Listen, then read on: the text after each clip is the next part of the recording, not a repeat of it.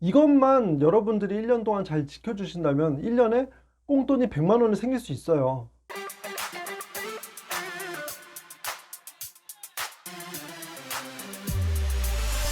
오늘은 신혼부부가 1년에 100만 원 이상 꽁돈 통장에 돈을 모을 수 있는 방법에 대해서 알려드릴 텐데요. 자, 우선 꽁돈 통장이 뭔지 모르는 사람이 계실 것 같아서 제가 이걸 알려드릴게요.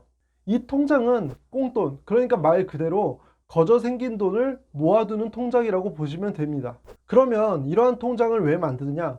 우리가 보통 꽁돈이 생기면 어떻게 하나요? 우리가 먹고 싶은 걸 먹거나 아니면 사고 싶은데 바로 써버리기 마련이죠. 그런데 이렇게 꽁돈 통장을 만들면 우리가 이렇게 쓰지 않고 돈을 최대한 다 모으니까 저축을 최대한 많이 한다는 개념으로 만드는 통장입니다. 하지만 저는 이런 의미보다도 꽁돈 통장을 통해서 재테크에 관심이 없던 아내가 재테크에 재미를 붙였다는 점에서 더 큰 의미가 있는 것 같습니다. 사실 재테크라는 게 관심 가지라고 잔소리를 한다고 해서 관심 갖게 되는 게 아니잖아요. 그런데 재테크에 관심이 없던 제 아내가 이 통장을 통해서 재테크에 관심을 갖게 되었으니 저에게는 너무 소중한 통장이 된 셈이죠. 어떤 분들은 앱테크도 하시고 블로그에 글도 쓰시면서 꽁돈 통장에 돈을 넣기 위해서 여러 가지 방법을 많이 쓰고 계시는데요. 저는 투자 시간 대비 수익이 떨어지거나 너무 하기 귀찮은 것들은 오히려 재테크를 하려는 의지를 떨어뜨린다고 생각합니다. 그래서 제가 선택한 방법 첫 번째는 중고 물품을 파는 것이었습니다. 사실 중고 물품 파는 것도 좀 귀찮긴 해요. 연락하고 약속 시간 잡고 근데 상대방이 또 10분 늦는다고 하고 나는 추운 날 기다리게 되면은 이게 좀 짜증나는 일이 돼버리잖아요. 그래서 제가 중고 물품 판매를 효과적으로 할 수 있는 방법에 대해서 설명드리겠습니다. 중고 물품 판매는 크게 중고나라나 당근마켓을 통해서 거래를 많이 하시는데요. 당근마켓을 잘 모르시는 분들이 계실 것 같아서 추가적인 설명을 드리자면, 당근마켓은 어플리케이션이고 지역 기반으로 중고 물품 거래를 도와주는 그런 앱이라고 보시면 됩니다. 중고나라와 당근마켓 중에 저는 당근마켓을 좀 더 선호하는 편인데요.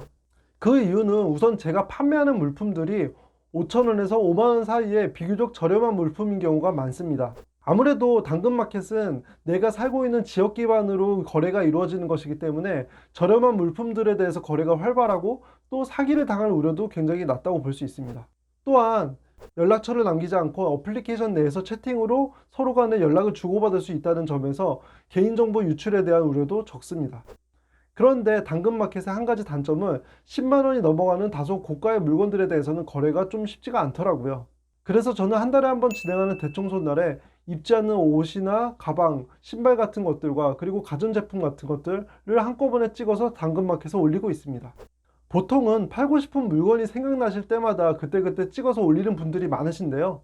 사실 사진 찍어 올리는 시간하고 거래하러 나가는 시간도 다 나에겐 소중한 시간인데 이것들을 나누게 되면 효율이 좀 떨어지게 되어 있습니다. 제가 파는 물건 중에 5,000원짜리도 많거든요. 그런데 이 5,000원짜리 팔자고 사진 찍어서 올리고 또 거래하러 나가는 그런 시간들을 다 합치면은 사실 그렇게 가성비가 좋은 게 아니에요. 그래서 대청소하는 날에 물품을 한꺼번에 찍어서 올리고요. 거래하는 시간과 장소와 날짜를 한 개로 맞추고 있습니다. 그래서 제가 당근마켓에 물품을 올릴 때에는 거래하고 싶은 장소를 명시해서 올립니다. 이렇게 올리면은 대부분 그 장소에서 거래하실 수 있는 분들만 연락을 주시기 때문에 거래가 훨씬 수월하죠.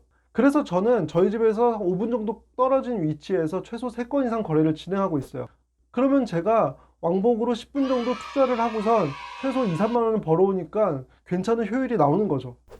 에이, 저희 집엔 그렇게 팔만한 물건이 없어요 라고 하시는 분들이 있을 수도 있어요. 그런데 절대 그렇지 않습니다. 저희 집에도 이렇게 팔 물건들이 많은 줄 정말 몰랐어요. 저희 집도 4개월째 팔고 있는데 매달 계속 뭔가 팔 게 나오더라고요.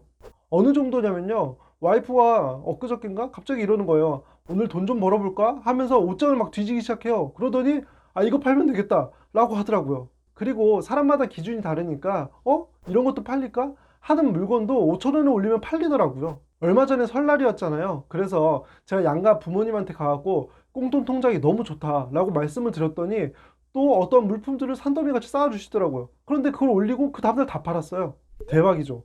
그리고 여기에다가 사은품으로 받은 뭐 블렌더라든지 아니면은 에어프라이어기 이런 것까지 다 파니까 이 수입이 꽤 짭짤하더라고요. 이렇게 해서 저희 집에서 4개월 동안 중고마켓 거래를 통해서 판 물건만 해도 50만 원이 됐습니다. 저희 집이 조금 많다고 쳐도 아마 보통 여러분들도 1년에 이렇게 7, 80만 원 이상의 수익은 거두실 수 있을 거예요.